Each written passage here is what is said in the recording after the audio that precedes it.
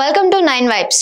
నిజామాబాద్ జిల్లా పేరెత్తగానే పసుపుతో పాటు ప్రసిద్ధి చెందిన పంట చెరుకు. అంత ప్రసిద్ధి కాబట్టే జిల్లాలోని బోధన్లో అతిపెద్ద చక్కెర కర్మాగారం వెలిసింది. అయితే కర్మాగారం మూతపడి ఏళ్లు గడవడంతో చెరుకు సాగు పరిస్థితి అగమ్య గోచరంగా మారింది. కర్మాగారాన్ని తెరిపిస్తామన్న అంశం ఇన్నాళ్లు రాజకీయ హామీగా మిగిలిపోగా పునరుద్ధరిస్తామన్న కొత్త ప్రభుత్వ ప్రకటనతో రైతులు కార్మికుల్లో ఆశలు చిగురిస్తున్నాయి. పరిశ్రమను తిరిగి తెరిపించేందుకు అవసరమైన సిఫార్సుల కోసం ప్రజా ప్రతినిధులు అధికారులతో ప్రభుత్వ కమిటీ వేసింది. పరిశ్రమల్లో ప్రస్తుత పరిస్థితులు అయ్యే వ్యయం తీర్చాలని, అప్పులు ఇలాంటి వాటన్నిటిపై కమిటీ అధ్యయనం చేయనుంది. 2 నెలల్లోగా కమిటీ తన నివేదిక ఇవ్వనుంది. తిరిగి పరిశ్రమ తెరుచుకుంటే బోధన్ ప్రాంతం పూర్వ వైభవం సంతరించుకోనుంది. నిజామాబాద్ జిల్లా బోధన్ కేంద్రంగా 1938లో నిజాం సర్కార్ నిజాం చక్కెర కర్మాగారం ప్రారంభించింది. పరిశ్రమకు కావాల్సిన చెరుకు ఉత్పత్తి కోసం 16,000 ఎకరాల భూమిని సేకరించి చక్కెర ఉత్పత్తిని ప్రారంభించింది. అప్పట్లో ఆసియాలోనే అతిపెద్ద చక్కెర కర్మాగారంగా బోధన్ నిజాం షుగర్స్ ఒక వెలుగు వెలిగింది. పరిశ్రమ వల్ల ప్రత్యక్షంగా పరోక్షంగా వేలాది కుటుంబాలు ఉపాధి పొందాయి. బోధన్లో ప్రధాన యూనిట్ తో మొదలై ఈ పరిశ్రమ ఉమ్మడి రాష్ట్రంలోనే మెదక్, నల్గొండ, అనంతపూర్ జిల్లాలను కలుపుకుని 7 యూనిట్లుగా విస్తరించింది. బోధన్తో పాటు జగిత్యాల జిల్లా, ముత్యంపేట, మెదక్ జిల్లా, ముంబోజీపేటలో మినహా మిగతావి ప్రైవేట్ యాజమాన్యాల చేతుల్లోకి వెళ్లాయి. ప్రస్తుతానికి బోధన్, ముత్యంపేట, ముంబోజీపేట యూనిట్లు 51% ప్రైవేట్, 49% ప్రభుత్వ వాటా భాగస్వామ్యం కలిగి ఉన్నాయి. ఆ ప్రాంతాల్లో చక్కెర పరిశ్రమ రాకతో ఉపాధితో పాటు విద్య, వైద్య సౌకర్యాలు సైతం స్థానికులకు అందుబాటులోకి వచ్చాయి. బోధన్ షుగర్స్ పరిశ్రమలో పరిధిలోని వేలాది ఎకరాల్లో చెరుకు పంట సాగింది. బోధన్, కోటగిరి, వర్ని, ఎడపల్లి, రేంజల్, నిజామాబాద్ రూరల్ తో పాటు ఇతర మండలాల్లోనూ చెరుకు పండించారు. పరిశ్రమ నడిచిన రోజుల్లో 40,000 ఎకరాల్లో చెరుకు పంటను ఇక్కడి రైతులు సాగు చేసేవారు. చెరుకు సాగు విస్తీర్ణం తగ్గడం, మార్కెట్లో చక్కెర ధర కంటే ఉత్పాదన వ్యయం పెరిగిన క్రమంలో కర్మాగారాలు నష్టాల్లోకి వెళ్లాయి. అంతర్జాతీయ ఒడిదుడుకులు ఓ కారణమైతే ప్రభుత్వ విధి విధానాలు కూడా పరిశ్రమల నష్టాల బాట పడ్డానికి కారణమైందన్న విమర్శ ఉంది. దీంతో ఘనకీర్తి కలిగి ఓ వెలుగు వెలిగిన బోధన్ నిజాం షుగర్స్ పరిశ్రమ ప్రస్థానం మూతవేసిన దిశగా సాగింది. దీన్ని ప్రైవేటీకరించారు. అప్పటి నుంచి నష్టాలు రావడం ప్రారంభమయ్యాయి. తర్వాత ప్రభుత్వంలో దీనిపై ఒక కమిటీని నియమించారు. అది ఫ్యాక్టరీని ప్రభుత్వం టేక్ ఓవర్ చేయాలని కమిటీ సిఫార్సు చేసింది.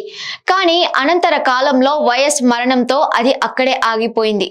ఉద్యమ సమయంలో బీఆర్ఎస్ అధినేత కేసీఆర్ దానికి పూర్వ వైభవం తీసుకొస్తామని హామీ ఇచ్చారు. ఆ తరువాత కూడా పరిస్థితి మెరుగుపడకపోవడంతో 2015 వరకు పరిశ్రమ నష్టాల బాట పట్టగా నాటి యాజమాన్యం మూసివేసింది. అప్పటి నుంచి ఇప్పటి వరకు పరిశ్రమ మళ్లీ తెరుచుకోలేదు. తిరిగి తెరిపించే విషయంలో కార్మికులు, రైతులు అనేక ఉద్యమాలు చేస్తూ వచ్చారు. కంపెనీపై లే ఆఫ్ ఎత్తివేయాలని, పరిశ్రమపైనే ఆధారపడి జీవిస్తున్న రైతులు, కార్మికులు ఎన్నో రిలే దీక్షలు, ఆమరణ దీక్షలు చేశారు. రాజకీయ పార్టీలు సైతం వారికి మద్దతు ప్రకటించాయి.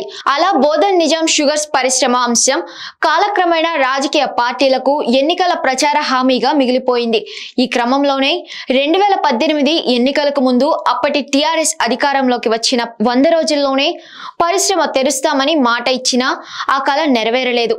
ఇటీవల అసెంబ్లీ ఎన్నికల సందర్భంలో రాహుల్ గాంధీ మూతపడ్డ చక్కెర కర్మాగారాలు తిరిగి తెరిపించే ఆలోచన చేస్తామని హామీ ఇచ్చారు. కాంగ్రెస్ ప్రభుత్వం ఏర్పాటుపై తొలి అసెంబ్లీ సమావేశాల్లోనూ మండలిలోనూ అడిగిన ఓ ప్రశ్నకు ముఖ్యమంత్రి రేవంత్ రెడ్డి సమాధానమిస్తూ నిజాం చక్కెర కర్మాగారాలు తిరిగి తెరిపించే విషయంలో నాటి హామీని ప్రస్తావించారు.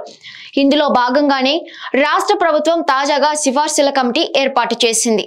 పునరుద్ధరణపై సిఫార్సుల కమిటీని గత నెల 12వ తేదీన ప్రభుత్వం నియమించింది. అవసరమైన సిఫార్సుల కోసం రాష్ట్ర ప్రభుత్వం ప్రజాప్రతినిధులు, ఉన్నత అధికారులతో కమిటీ వేసింది. 2 నెలల్లోగా ఈ అంశంపై సమగ్ర నివేదిక ఇవ్వాలని సూచించింది. 10 మంది సభ్యులు గల కమిటీకి ఐటీ, వాణిజ్య, పరిశ్రమల శాఖ మంత్రి శ్రీధర్ బాబు చైర్మన్ గా, వైద్యారోగ్య శాఖ మంత్రి దామోదర్ రాజా నరసింహ సహ చైర్మన్ గా వ్యవహరించనున్నారు. సిఫార్సుల కమిటీ సభ్యులుగా ఎమ్మెల్సీ జీవన్ రెడ్డి, ఎమ్మెల్యేలు సుదర్శన్ రెడ్డి, రోహిత్ రావు, మాజీ ఎమ్మెల్యే చంద్రశేఖర్లకు అవకాశం కల్పించారు. ప్రభుత్వ ఉన్నత అధికారులైన ఆర్థిక, పరిశ్రమలు, వ్యవసాయ, సహకార శాఖల ముఖ్య కార్యదర్శులతో పాటు నిజాం షుగర్స్ లిమిటెడ్ ఎండీలు కూడా కమిటీ సభ్యులుగా ఉన్నారు. తాజాగా సిఫార్సుల కమిటీ ఇప్పటికే తన కార్యాచరణ ప్రారంభించింది. హైదరాబాద్ లోని సీఎం రేవంత్ రెడ్డి ఆధ్వర్యంలో కమిటీ భేటీ అయిన కమిటీ పరిశ్రమ పునరుద్ధరణపై సుదీర్ఘంగా చర్చించింది. చక్కెర కర్మాగారాలు పునరుద్ధరించాలనే ఆలోచన చేసిన క్రమంలో ప్రధానంగా 3 సవాళ్లు ఎదురవుతున్నాయి. బోధన్ యూనిట్ లో సీజన్ లో 5 లక్షల టన్నుల మేర చెరకు ఆడించేవారు. ఇందులో అప్పట్లో 20,000 ఎకరాలకు పైగా ఈ పంట సాగయ్యేది. కర్మాగారంలో 3 షిఫ్టుల్లో ఉత్పాదన సాగేది. క్రమంగా పంట విస్తీర్ణం తగ్గడం, కర్మాగారం నష్టాలు చవిచూసి మూతపడింది. ప్రస్తుతం జిల్లాల్లో 100 ఎకరాల్లో కూడా చెరకు పండడం లేదు. ఉచిత విద్యుత్, నీటి వసతి, మద్దతు ధర, ఏడాదికి 2 పంటల సౌలభ్యం కారణంగా రైతులు వరి వైపు మళ్లారు. వీరిప్పుడు ఎందుకు తిరిగి చెరకు సాగు చేస్తారనేది కీలకం. ఏడాది పంట చెరకు సాగుకు కర్మాగారం యాజమాన్యంతో ఒప్పందాలు ఉంటేనే రైతులు ఆసక్తి చూపే అవకాశం ఉంటుంది. మూతపడిన కర్మాగారాలపై బ్యాంకుల్లో అప్పులున్నాయి. వీటికి సంబంధించి వన్ టైం సెటిల్మెంట్ కింద 190 కోట్ల రూపాయల వరకు చెల్లించాల్సి ఉన్నట్లు కమిటీ అంచనా వేసింది. వీటిని ప్రభుత్వం విడుదల చేస్తేనే ముందడుగు పడే అవకాశం ఉంది. కర్మాగారాల్లో యంత్ర పరికరాలు మరమ్మతులతో వినియోగించే స్థితిలో ఉండాలి. లేకుంటే కొత్తవి కొనుగోలుకు భారీ వ్యయం చేయాల్సి ఉంటుంది. వీటిని అధిగమిస్తే కర్మాగారాలను తెరిచి నిర్వహించే అవకాశం కలుగుతుందనే అభిప్రాయం వ్యక్తమవుతుంది. రైతులు, రైతు సంఘాలు, కర్మాగారాల నిర్వాహకులు, మార్కెట్ నిపుణులతో సంప్రదింపులు జరపనున్నారు.